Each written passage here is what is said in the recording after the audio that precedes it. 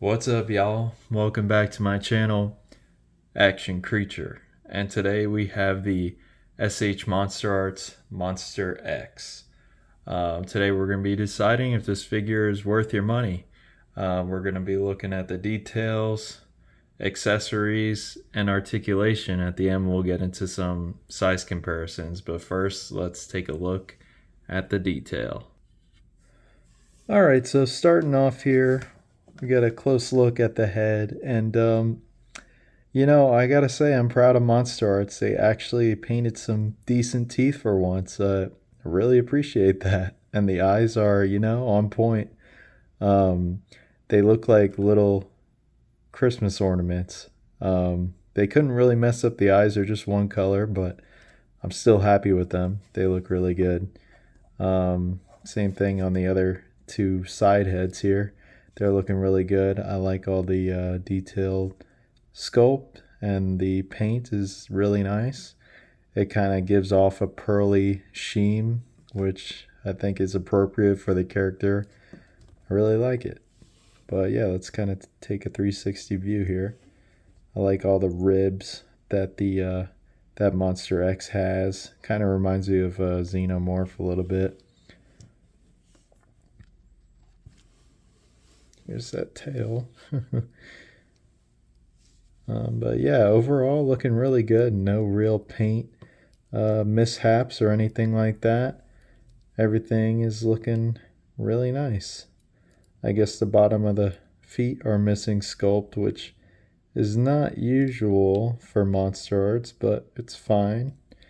Never really needed detail on the bottom of the feet anyways, but it's always nice when it is there.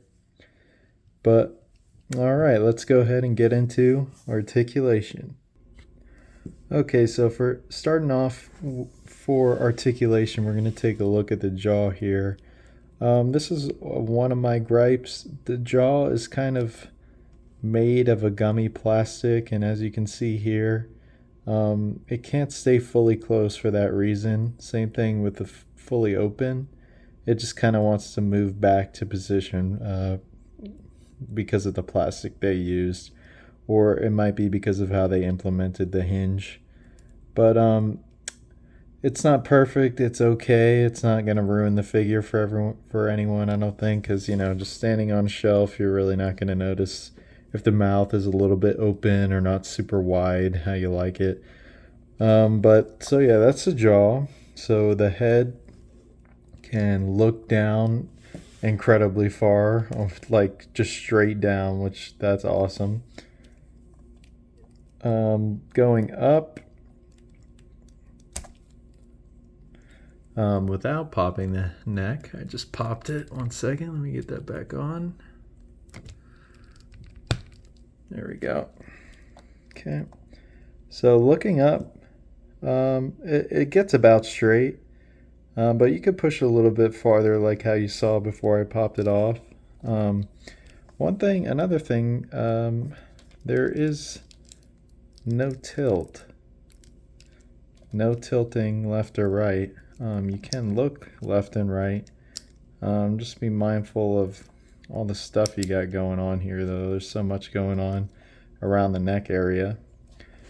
Up next here, these shoulder heads. They are on little ball joints, you can see right there. They just kind of swivel around, just to kind of give room for the head or cover up shoulder articulation. So they implemented those nicely. Another thing that's articulated is these little neck spikes. These can shimmy around a little bit. You do kind of have to pop off the shoulder to get to them, though. So we'll do that now. So yeah, as you can see, they can kind of move around a little bit. And you could just adjust them to, I guess, fit more securely around the neck. This one's kind of gone on its own. So just push it down there. There you go. Now we'll go ahead and pop back that shoulder.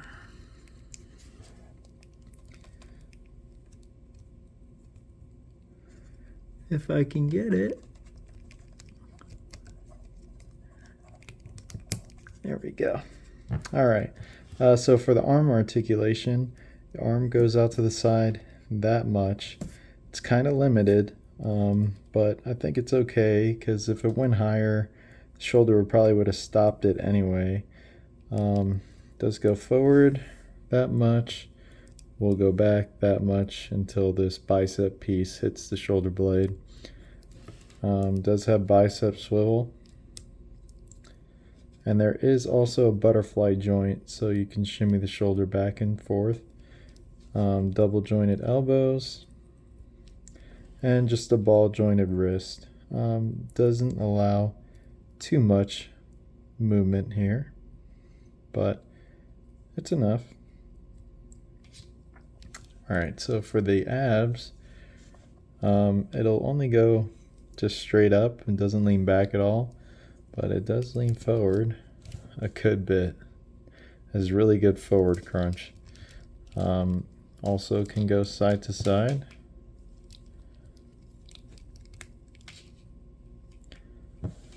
So that's nice. The hips, they do drop down. That one was already dropped down, so y'all can see that. They drop down. They'll go all the way forward, so Monster X can get a nice high kick. They go back all the way, really far back. That's nice. Out to the side, about that much. And it does have a thigh swivel. Double jointed knees, which give you a good enough range.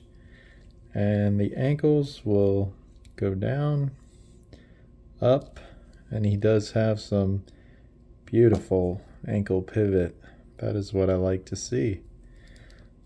A toe joint here would have been really nice, but they decided not to do that. He's got such a long foot, it would have been perfect for it, but they opted not to do it. And now lastly for the tail, this will probably be the biggest problem for most people.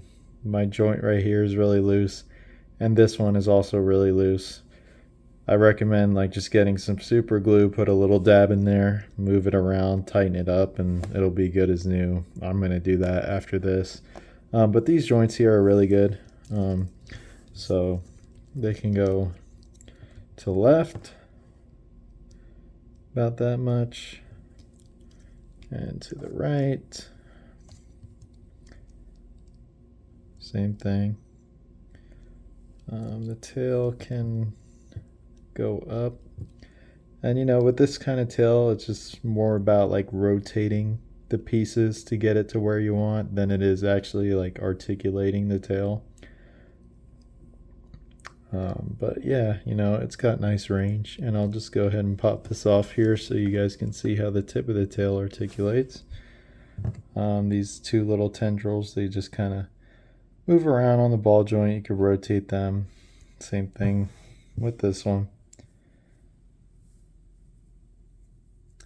But yeah, so that's the articulation overall. I think it's pretty good for humanoid Monsterarts. They didn't do a bad job.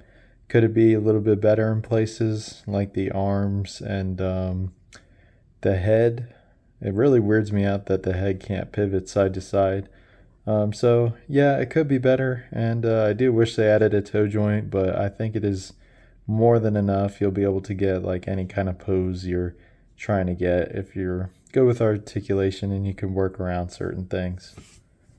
So now let's get on to the accessories. Alright, so for accessories, all we have is these two hands, and they are basically identical to the hands that come on him already. They're just a little bit more splayed out.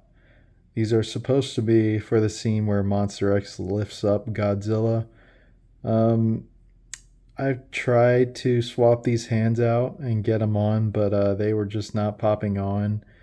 And last time I tried to force something on a Monsterarts figure, it broke, so I was not going to force it. Maybe I'll heat these up in the future to try to get them on, but I don't see myself using these. I tried to get Monster X and Godzilla in that pose that you see in the promo pictures, and it's just not working. And not to mention, it doesn't come with like a stand to help you achieve that pose. So yeah, it'll probably take a quite a bit of finagling and like it'll be a big balancing act to actually get that.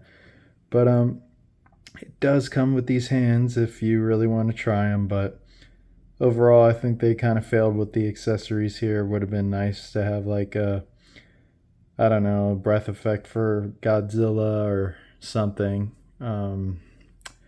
But yeah, that's what we got for accessories. So let's go ahead and get on into size comparisons.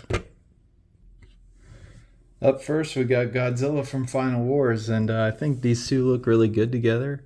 I'll just kind of make them stand a little bit more straight up for you guys so you can get a better idea.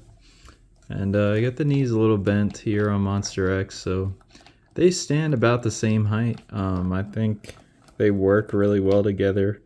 There's no glaringly obvious issue I can see here with the scale between these two. So I really like that. Up next, I'll just compare them to my Bandai Godzilla. And we got a Super 7 Raphael.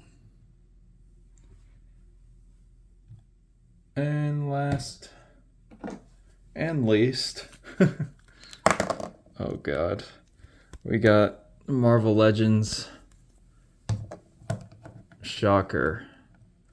And if you have a Marvel Legends, the kind of like gummy joint that you get with the elbows feels the same as what you have in the jaw there with Monster X. So that's kind of what you can expect. But overall, you guys, I am really happy with this figure. It's obviously the best Monster X on the market, especially an articulated version. So yeah, I'm gonna recommend if you're a big fan of Final Wars and you can look over like little articulation issues, then I say yeah, definitely pick it up. But maybe if you're not a huge fan of Final Wars and you don't need to be a Monsterarts completionist like I am, then I would say maybe pass it up.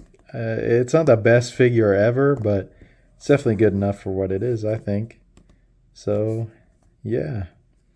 Hope y'all enjoyed this review, and thanks for watching. Brofist like PewDiePie. Alright.